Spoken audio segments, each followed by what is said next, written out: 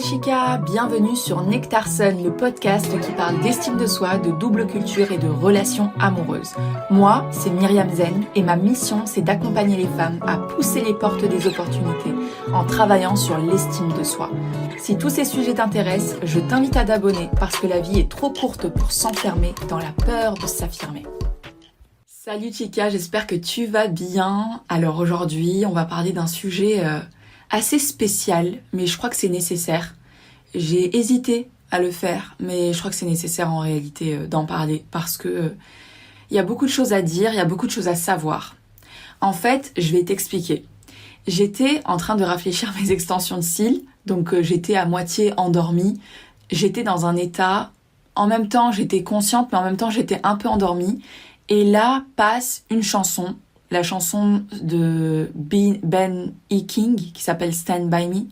Stand By Me. Que même Tracy Chapman avait repris, tiens. Et je sais pas pourquoi, là je me dis, j'ai envie de faire un podcast sur le mauvais œil.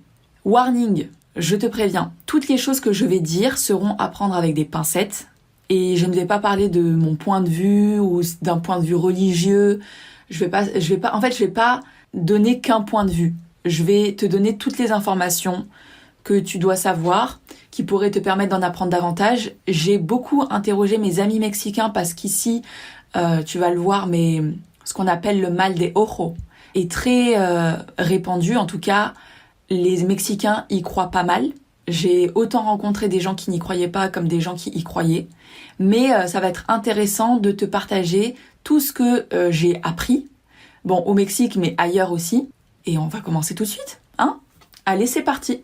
Déjà, on dit souvent que les yeux sont la porte d'entrée de l'âme d'une personne.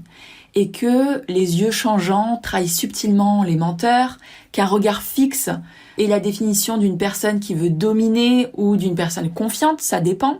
Ça peut être aussi une connexion intense et personnelle. En fait, les yeux sont le miroir de l'âme, mais ils peuvent communiquer l'amour, la haine, le doute, l'ennui, mais surtout ils peuvent communiquer la jalousie, qui est la caractéristique principale du mauvais œil. En tout cas, c'est ce qui s'en rapproche le plus. Bon, on va voir, il y a plusieurs choses via le mauvais œil, il n'y a pas que la jalousie d'ailleurs. Alors maintenant, c'est quoi le mauvais œil ? Le mauvais œil, j'ai vraiment envie d'aller dans le nectar des choses, donc j'ai fait des recherches, j'en ai beaucoup parlé avec des amis, et ce que j'ai découvert est hyper intéressant. Tellement intéressant. Alors selon Wikipédia, le mauvais œil, c'est une croyance selon laquelle un regard, un éloge ou un compliment... Attends 2 minutes. Un éloge ou une éloge ? En fait, là, j'étais juste en train de regarder parce que j'étais un peu interloquée. En fait, on dit un éloge et pas une éloge. Et j'ai toujours cru qu'on disait une éloge. Donc voilà, vous le savez maintenant. Donc le mauvais œil, c'est une croyance selon laquelle un regard, un éloge ou un compliment d'une personne à une autre pourrait avoir le pouvoir de faire peser une malédiction ou de la malchance à cette dernière. D'accord ? Donc qui a le mauvais œil ? Peut-être que tout le monde a le mauvais œil. Et beaucoup pensent que la mauvaise intention n'est pas nécessaire. Parfois, la mauvaise intention n'est pas nécessaire et certaines personnes peuvent jeter un mauvais œil sans même le savoir. D'accord ? Donc oui, parfois il y a de la jalousie, mais parfois il n'y en a pas parce que parfois il n'y a pas de mauvaise intention. Parfois, selon certaines cultures, tu peux jeter le mauvais œil sans en avoir l'intention. Et en fait, ce que j'ai découvert, c'était que c'était pas l'admiration qui faisait jeter le mauvais œil, c'était la fascination. C'est la fascination qui peut entraîner le mauvais œil. Et en fait, le mauvais œil, ça existe dans pratiquement toutes les cultures. En Amérique latine, à Cuba, en Afrique, au Maghreb, en Angleterre, dans tous les pays du Nord, en Turquie, en Syrie. D'ailleurs, ça vient de la Mésopotamie. Les premières découvertes ont été faites en Mésopotamie. Ça existe aussi en Iran, en Arménie, en Chine, au Japon. Enfin, vraiment, en Inde, dans beaucoup de cultures. Et pratiquement toutes les cultures ont une légende liée au mauvais œil. Donc, c'est un héritage du passé. C'est un héritage des anciennes générations, mais aussi c'est un héritage des religions.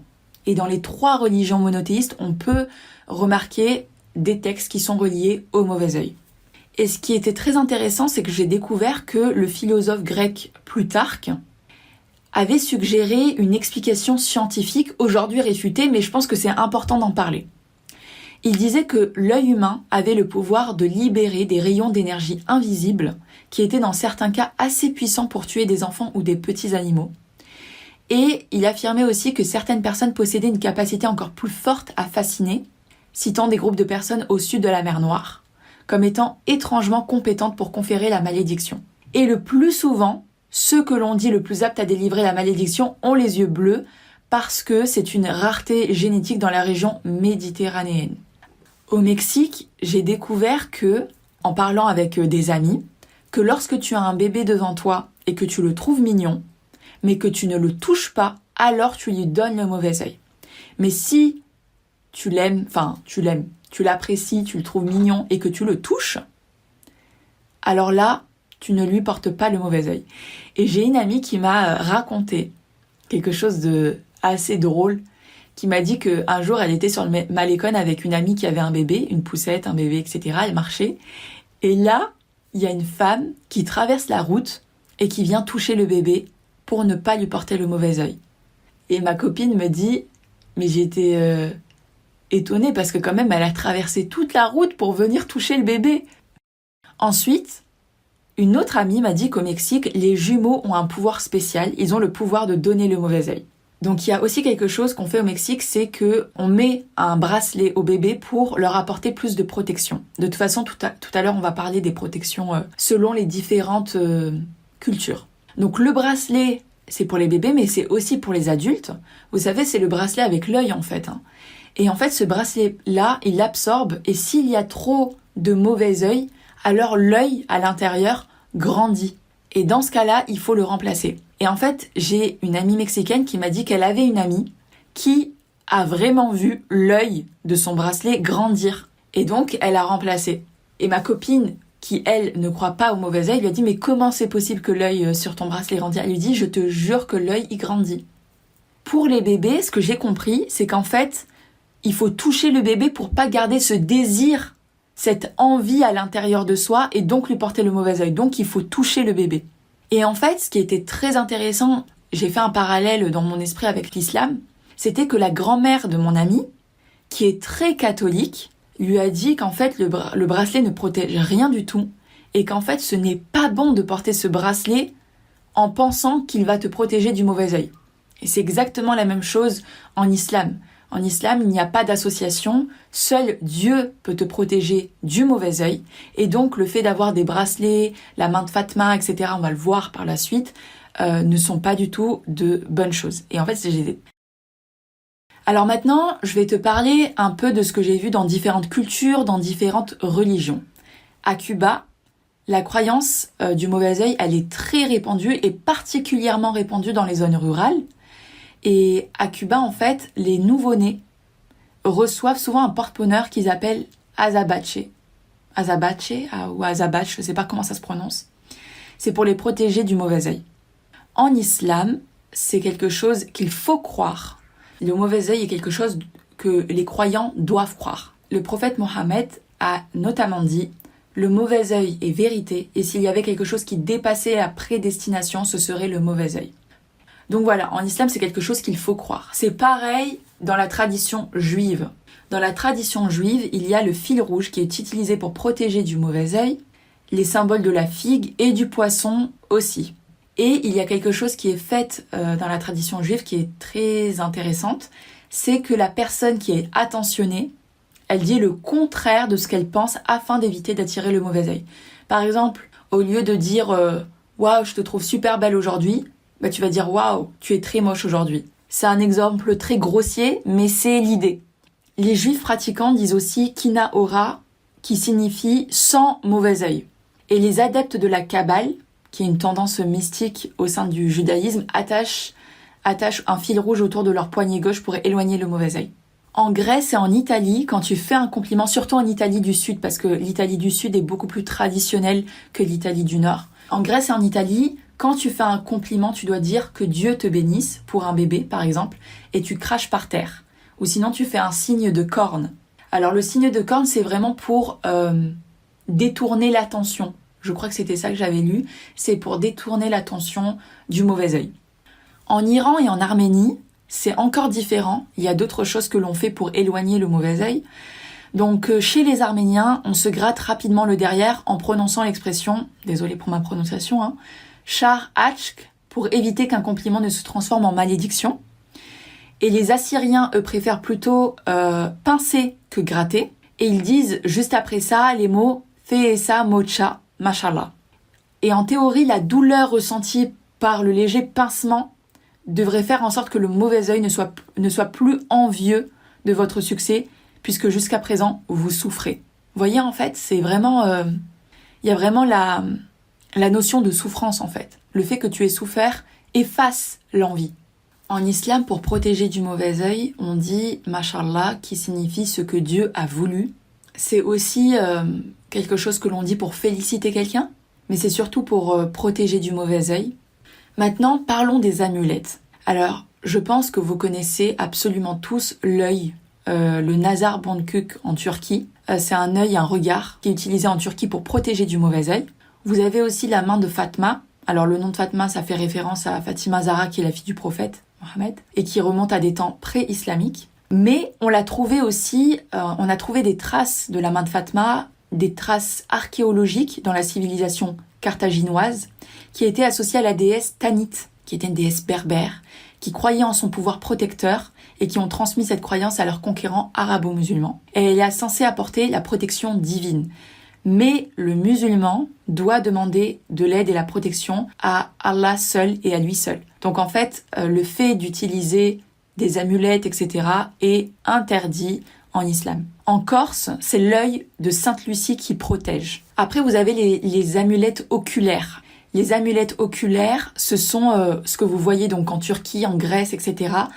La première version, elle remonte à 3300 avant Jésus-Christ. Elles ont été découvertes à Tel Brak, qui est une ancienne ville de Mésopotamie, qui est aujourd'hui la Syrie.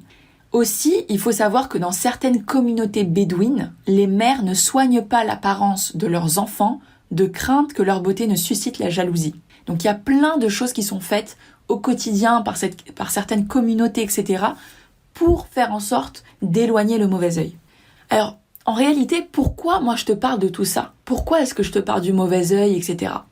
Je me suis rendu compte, après avoir coaché beaucoup de femmes et après avoir écouté beaucoup de gens autour de moi, etc., que le mauvais œil, bien qu'il était une croyance reconnue dans les religions, dans les cultures, etc., il était aussi un moyen de déresponsabilisation par certaines personnes.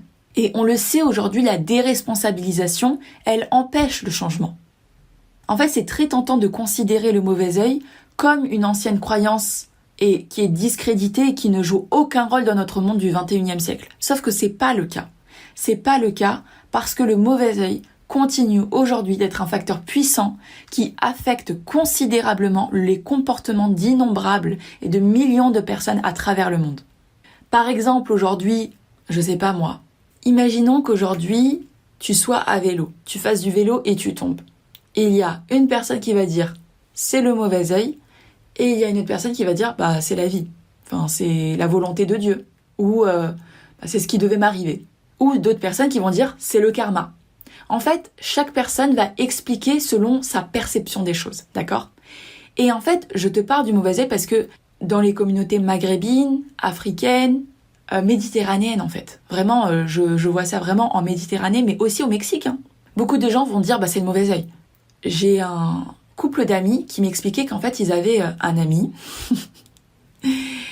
qui leur disait à chaque fois qu'il lui arrivait un malheur dans sa vie, il disait c'est le mauvais œil. Et en fait, c'était un homme qui ne se remettait jamais en question. Et je suis sûre et certaine qu'aujourd'hui, toi, tu connais des gens qui ne se remettent jamais en question parce que la culpabilité, c'est le mauvais œil. C'est les gens qui portent le mauvais œil. En fait, ils ne vont jamais se remettre en question et donc ces gens ne vont jamais évoluer. Et ça, en fait, c'est très dangereux en fait de dire c'est le mauvais œil, c'est toujours le mauvais œil. Effectivement, selon tes croyances, il y a des choses qui sont dues au mauvais œil, mais d'autres fois, en fait, c'est peut-être autre chose. C'est peut-être la volonté de Dieu. Et en fait, le fait de se dire à chaque fois c'est le mauvais œil qui a fait que je suis dans cette situation, en fait, ça fait quoi ? Ça évite le sentiment de culpabilité. Ça évite de se remettre en question. ça nous laisse dans une posture de victime et on n'avance pas en fait. Effectivement, on n'avance pas. Et parfois, vous allez être au-devant de personnes qui, toute leur vie, se sont dit que c'était le mauvais œil. Elles arrivent à 40-50 ans, mais en fait, j'ai raté ma vie parce qu'on m'a jeté le mauvais œil. Là, c'est compliqué. En fait, tu peux pas te dire, c'est le mauvais œil et je fais rien parce qu'on m'a jeté le mauvais œil. Et en fait, le sentiment de culpabilité, qui est inconsciemment transféré au persécuteur, à celui qui a jeté le mauvais œil, à celui qui détient le mauvais œil, c'est ce qui permet de parler du concept de bouc émissaire. Tu vois, il y a des gens, tu vois, en fait, tout est dans la mesure. Il y a des gens, bien sûr, qui croient au mauvais œil, mais qui vont, ne pas à chaque fois se dire, c'est la faute du mauvais œil. Mais il y a des gens qui vont vraiment se mettre dans une posture de victime et qui vont vraiment se voir comme des boucs émissaires. Et dans certains pays, je veux aussi introduire cette notion-là, la dépression n'existe pas. La dépression n'existe pas parce qu'elle est considérée comme la faute du mauvais œil.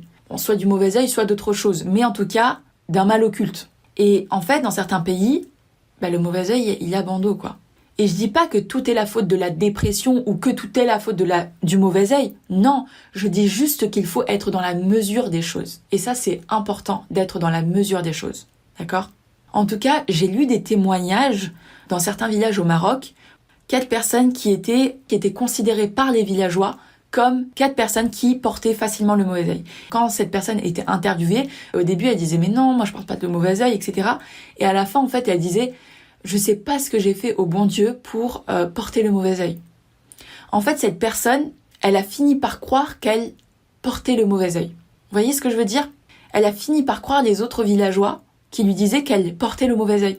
Et donc, en fait, là, je veux te parler d'un concept qui est ultra important, qui s'appelle la prophétie autoréalisatrice. C'est quoi la prophétie autoréalisatrice ?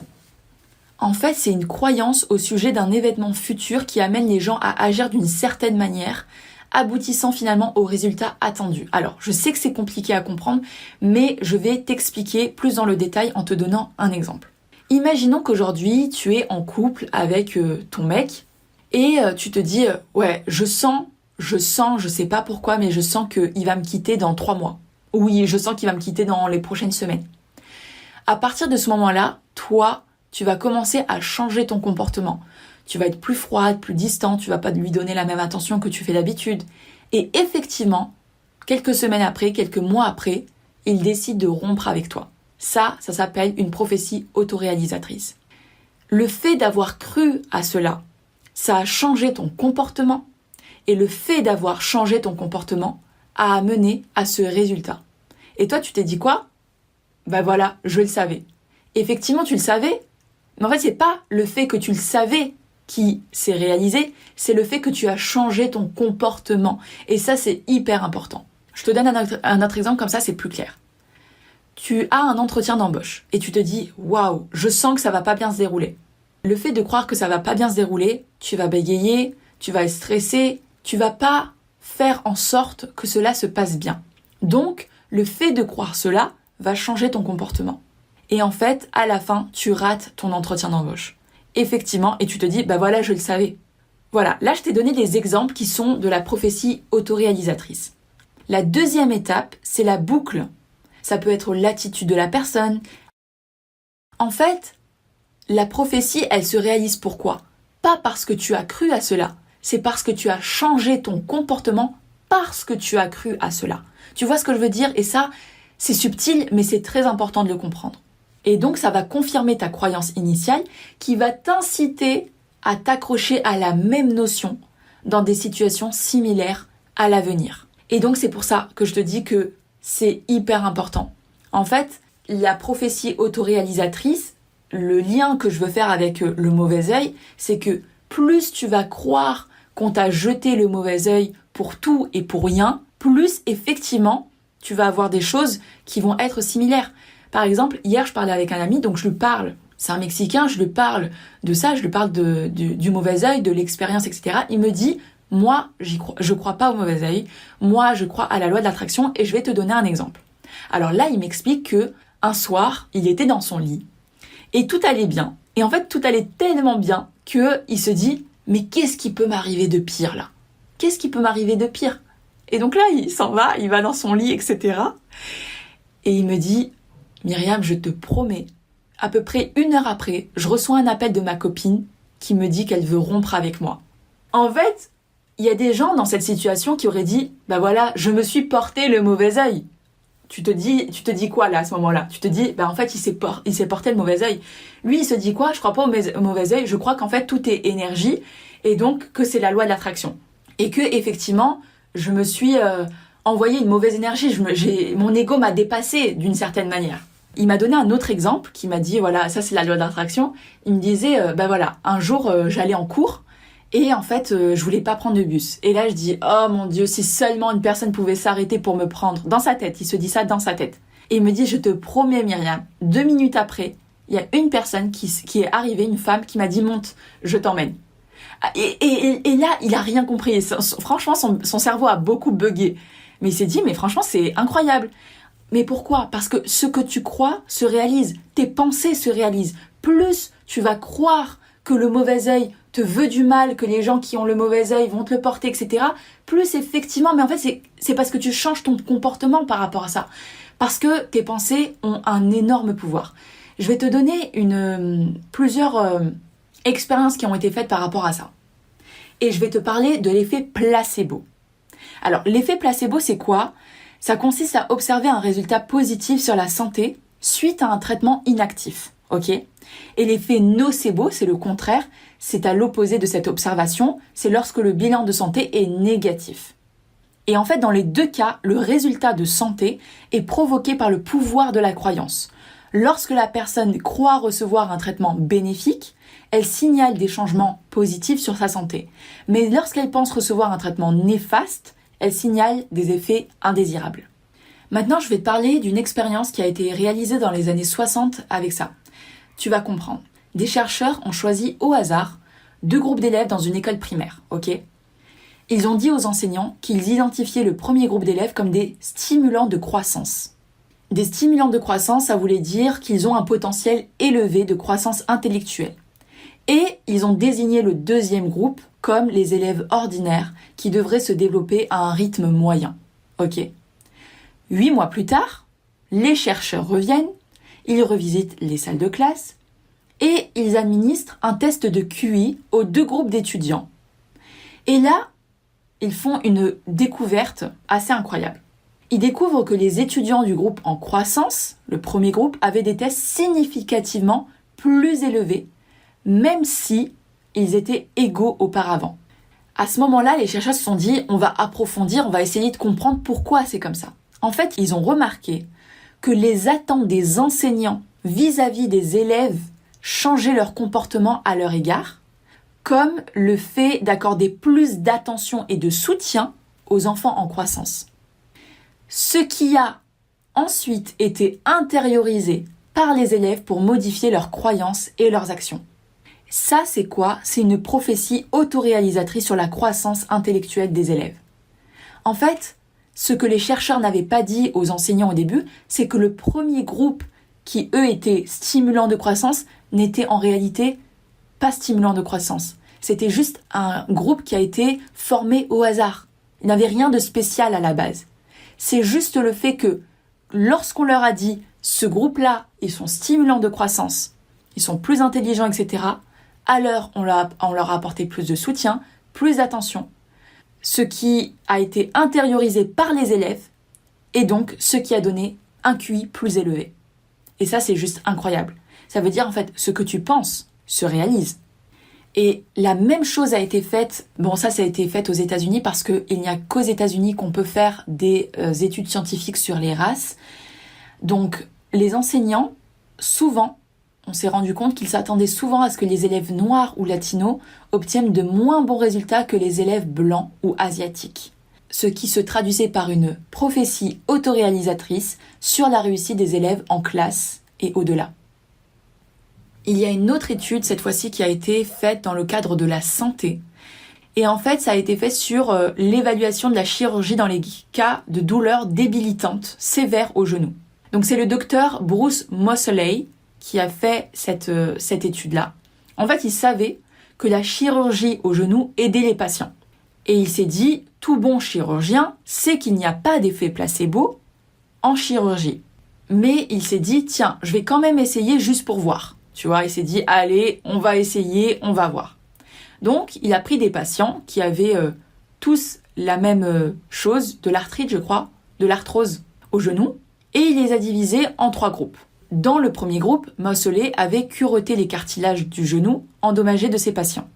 Dans le deuxième groupe, il avait lavé l'articulation et retiré la matière qu'il croyait être la cause de l'inflammation. Donc ce qu'il faut savoir, c'est que ces 2 procédures, elles constituent le traitement courant dans le cas de l'arthrite au genou. D'ailleurs, j'ai dit arthrose tout à l'heure, mais je ne sais même pas si c'est la même chose. En tout cas, c'est de l'arthrite. Et le troisième groupe, ils avaient subi une fausse chirurgie. Alors là, il explique comment il a fait. Après leur avoir administré un sédatif, Moseley, le docteur, fit les 3 incisions habituelles, il parla et il agit comme durant une véritable opération, et il aspergea même le genou d'eau salée pour stimuler le bruit d'une procédure de lavage. Au bout de 40 minutes, il recoulut les incisions comme dans une chirurgie. Aux 3 groupes, il prescrivit les mêmes soins post-opératoires, dont un programme d'exercice. Et en fait, là, les résultats étaient juste incroyables. Genre vraiment, même moi, quand j'ai lu cette étude, j'étais fascinée. Comme on s'y attendait, les groupes qui avaient subi la chirurgie s'étaient améliorés. Mais le groupe placebo s'était amélioré tout autant que les 2 premiers groupes. Moseley avait dit « Mes talents de chirurgien n'ont été d'aucune utilité à ces patients. L'avantage d'une chirurgie pour l'arthrose du genou est entièrement attribuable à l'effet placebo. » Pour finir, ce que je veux te dire par rapport à ça, c'est qu'il faut faire attention. Fais attention. Aujourd'hui, si tu crois au mauvais œil, et je pense qu'il y a plus de gens dans le monde qui croient au mauvais œil que ceux qui n'y croient pas. Je pense sincèrement. Mais il faut faire attention à la déresponsabilisation. Il faut faire attention aux prophéties autoréalisatrices, avec le mauvais œil. À ne pas se déresponsabiliser, car tout ce que vous pensez devient vrai parce que vous l'avez pensé. Donc aujourd'hui, si tu crois que tu n'es pas compétente, si tu crois que les gens te marchent dessus, si tu crois que tu n'es pas faite pour les relations amoureuses, etc., c'est quelque chose qui peut se réaliser parce que je t'ai dit, tout est une question de croyance. Et la croyance peut être tellement forte qu'il y a des gens, par exemple, qui peuvent mourir de leur cancer. Il y a beaucoup d'histoires comme ça qui fait que les médecins m'ont dit qu'il ne me reste plus que 2 mois à vivre. Et finalement, en fait, tu te rends compte que ces gens-là, ils ont vécu 6 ans. Parce que tout est une question de croyance. Donc voilà, c'était tout sur ce sujet-là. N'hésite pas à me dire ce que t'en as pensé sur Instagram. D'ailleurs, viens me rejoindre sur Instagram, by Myriam Zen. J'envoie tous les jeudis un email ensoleillé. Un email ensoleillé où je te parle de quelque chose de beaucoup plus privé, de quelque chose de beaucoup plus intime. Ouais, absolument, de beaucoup plus intime. Donc n'hésite pas à venir me rejoindre sur les emails ensoleillés, sur Instagram. Et pour ma part, je te dis à très bientôt. Hasta luego!